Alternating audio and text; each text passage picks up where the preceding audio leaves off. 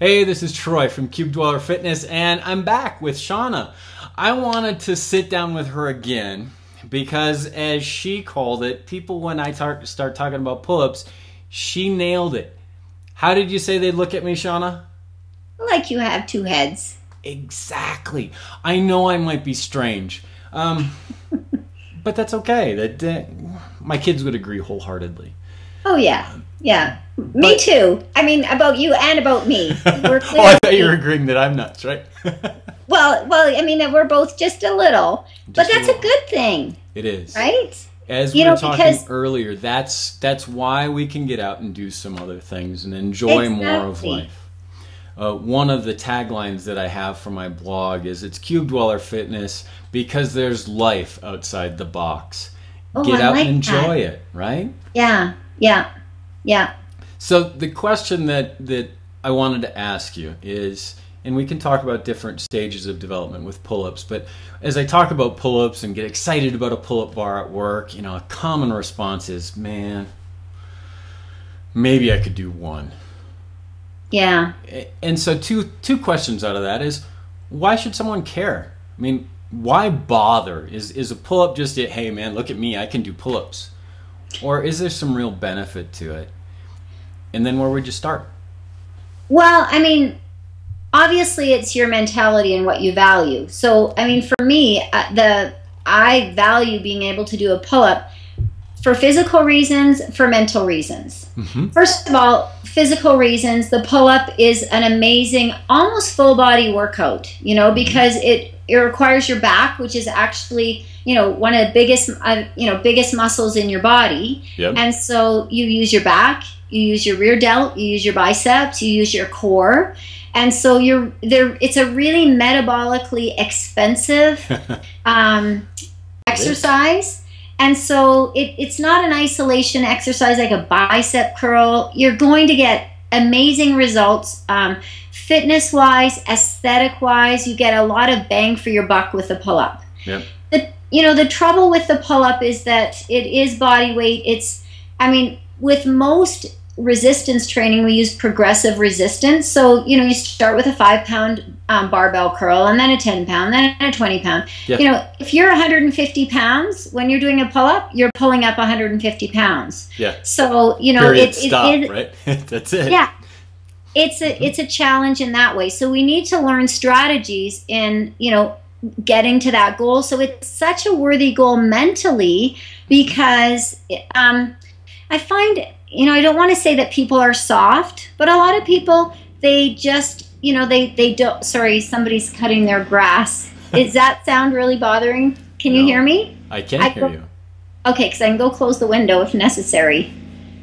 No, I think I'm going to close the window. So sorry about that. It's okay. I could barely hear it. Your reaction I could hear. Oh, okay. Yeah, it kind of threw me off. Yeah, we don't want that. Yeah, and so a lot of people, they find the mental challenge of, if I can tackle a pull-up, I can do anything. You know, it's empowering. Opens the door. Yep. And so, so for that reason, I think the pull-up is a worthy goal, just because it's attainable, it's achievable, it's measurable. And so, you know, a lot of people might have a goal that, you know, oh, I want to make more money. Well, or I want, you know, they have kind of lofty goals, but no, like, when did I achieve it? Yep. And so with a pull-up, it's a worthy goal in that, okay, now I've got 1, now I've got 5. Yep. And you say that some people say, I could get 1. If you can get 1 pull-up, you can get 10. Yep. The first one is the hardest. Seriously. Good. Now, I've got several techniques that I used through the years to build up from just looking at the bar and then going, well, maybe I'll do something else. Right. Yeah. What would you recommend? Like you said, the person that's 150 pounds that looks at the bar and then just walks away. How do I get rid of this 150 pounds and just be doing 5 pounds up there? Yeah. Right. The biggest thing is, most people think that it's the pulling up that is the strength building. Mm-hmm. It's actually, once you're up, it's the lowering down.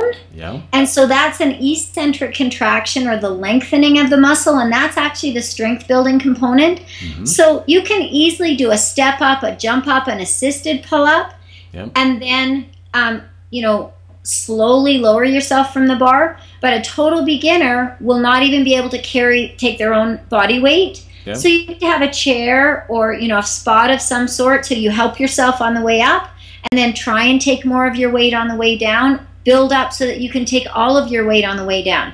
So Sure. that's the first step, is just working on that eccentric contraction. Yeah. And then from there, then you can start to work on getting the concentric contraction, or getting yourself to the bar. And the other thing that's super important is, I call it the 3-point power position. You need to be in the right position. So a lot of times, like, that is key, is making sure that you're in the right position. You want to have those hands about shoulder width apart, and you're not actually bringing your chin to the bar, because then a lot of times people will internally rotate through the shoulder. Yep. And you don't have strength in that position. So you want to be using the stronger muscles of the back, rolling those shoulders back, and think about bringing the bar to the upper chest, Mm-hmm. rather than bringing the chin. chin up and over the bar. And Yep. so the positioning is super important as well. Yeah, that's There's a good ton reminder. of exercises that you can do prior to the pull-up bar and during learning the pull-up process, because otherwise your workout would be 2 minutes. Okay, I tried to pull up. Didn't get any. I'm done. Yeah, and that's demoralizing if that's all it is too. Yeah. Mm-hmm. And so in my program, we'll have a progression where, we'll try it, like workout 1, we'll do a test. How Yep. close are you? And then we'll do exercises to build up, and then we'll do a test again. The other thing is just learning scapular retraction, just finding those muscles. We talked about the stick up in our last interview. Yeah. That's learning to find those muscles. Mm-hmm. And then even just hanging from the bar and trying to just move an inch or two without bending your elbows. Yep. That's learning to inwardly rotate those scapula, so you can kind of start to engage the right muscles. Build those muscles first. Yeah. That's good. What's your opinion with band-assisted pull-ups? Beautiful. We talked about negatives, which, Yeah. I should put a link somewhere on the interview where I've got another video where I talk about how to do pull-ups and chin-ups and talk about negatives and supports Yeah. and things Yeah. like that. But bands are just another way to help reduce Yeah. that weight you're working against, Yeah. right? Except for when you do a band fail, like myself, and I should have had the video on and smacked myself in the bum. So get it set. Sounds painful. Don't do that. It was very funny. Damn, I wasn't videotaping this. It was the first time I tried it. So Yes or not, you could have gone viral, right? I know, dang, there was my opportunity. So, yeah, but no, bands are like any way you can get yourself to the bar, to bands, jump pull-ups, assisted pull-ups. I'm not super huge on the assisted pull-up machine that you can find in gyms. Yep. I don't really like the position that you get in. The other thing is controlled cheating. My program has a lot about controlled cheating, and you said you can do 8 clean pull-ups. Well, now it's time to learn how to do a kip, because a kip is just controlled cheating. So so for some people that are, can get 5 or 10 pull-ups, we can increase that by learning a controlled cheat, by learning how to do a kip, by doing weighted pull-ups. There's all kinds of ways to go from 10 to 20. Let's talk a little bit more about that. We had talked before we started that I've been kind of stuck at that plateau where if I'm doing slow, wide pull-ups, on a good day I can get 8. Pretty consistently I can nail 6 or 7 with nice form before I can feel the form disappearing. But I feel like I've been stuck there, and I haven't gone to added weight much. Now that we have one at work, I'm doing 2 sets of weighted pull-ups, because as I come in with my computer bag on my chest, jump up. I jump up and do some, so that I've got some weighted 2 sets anyway. All right, cool. What other things would you say? So we talked about the beginner and some tips for them, but what about those like myself that are stuck at another plateau somewhere else? Kipping or other things, what would you recommend? Plateau busting is really important, and I'm guessing that you probably go in and do something similar every day in terms of your pull-ups. So you need to shake it up. don't go in and do your perfect 8. Okay? Lots of times I'll do my pull-ups at the end of my workout. Sometimes I'll put it in within a superset. Change it up. Change it up. Like my workouts are never the same. Today I did burpee pull-ups in my workout. So I didn't get as many pull-ups, but it's like, oh, I kicked my butt. Yeah. Right? And so you and I are sick. We both love burpee pull-ups. See, where's that other head? Exactly.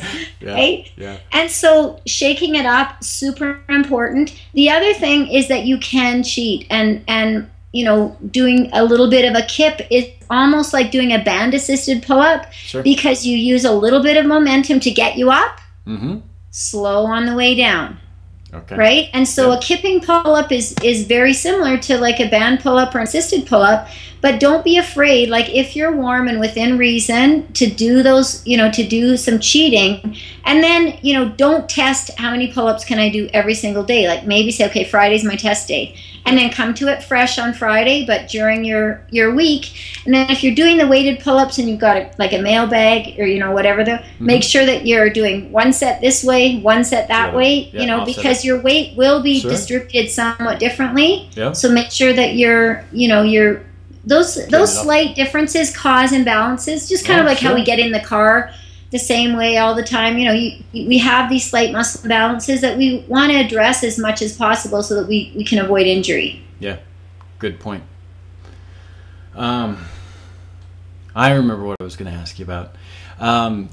What's your opinion about doing straight bar pull-ups versus being in line? Or I've got a set of rings that I just love in my garage. Cool. What's your thought on grip variation, and how does that fit in training? It's awesome because it changes the pull at the elbow, and so that's another way to change your variation. So don't always be doing wide grip. Do narrow parallel. You can do like a chin up with palms towards you. You're going to engage your bicep a little bit more, but I like narrow parallel. Sometimes, you know, wide. There's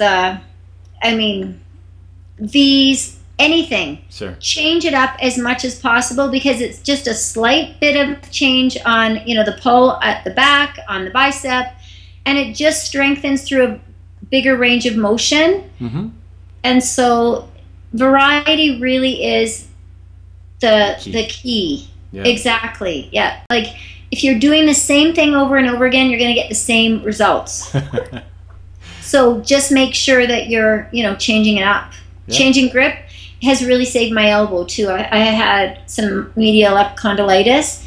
The other thing, changing grips, not having like a power grip. I know you're hanging on for dear life, but trying to loosen up your grip so that you have less strain, you know, through the joint, and then not going to a full hang, because then you're really, you know, at the elbow joint, you're really slackening it. So at the top of the movement, I'll just have like a soft bend at the elbow and not fully extend. Reduce some of the strain right on the joint.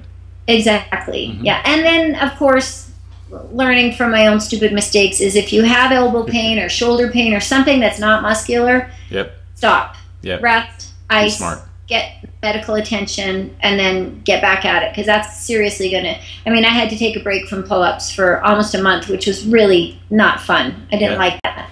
But I just had this nagging elbow, and it's chronic. It's going to come back, you know, because that's how things are, and so I just have to take care of it. So just a reminder to you and your readers and mine as well.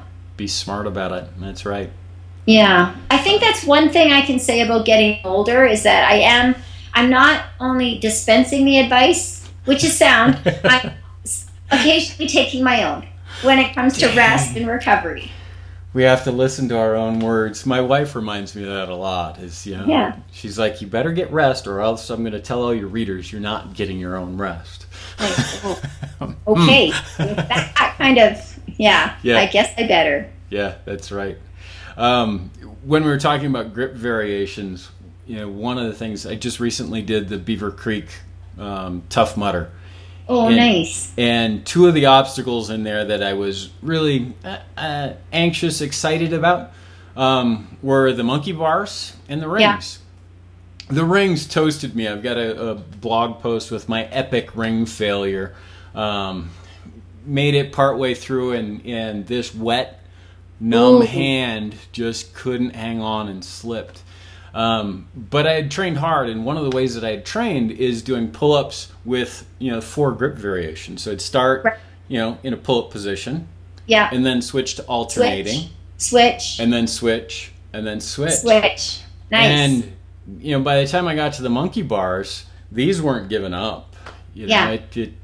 Which was nice. You just kind of, I can hang on, not a big deal. And like when you're at a gym, and sometimes they'll have like this bar, and then they'll have the parallel bar. I mean, you can do a whole set if you could get 10 or even do assisted, where every rep you change your grip and make sure you're doing it symmetrically. Yeah. An awesome set. That would be nice. Yeah. So that's great for Tough Mudder or just being a tough guy or gal. Just having fun doing it too. I think for me, it's that variety that makes a big difference. It helps, in theory, get through those plateaus.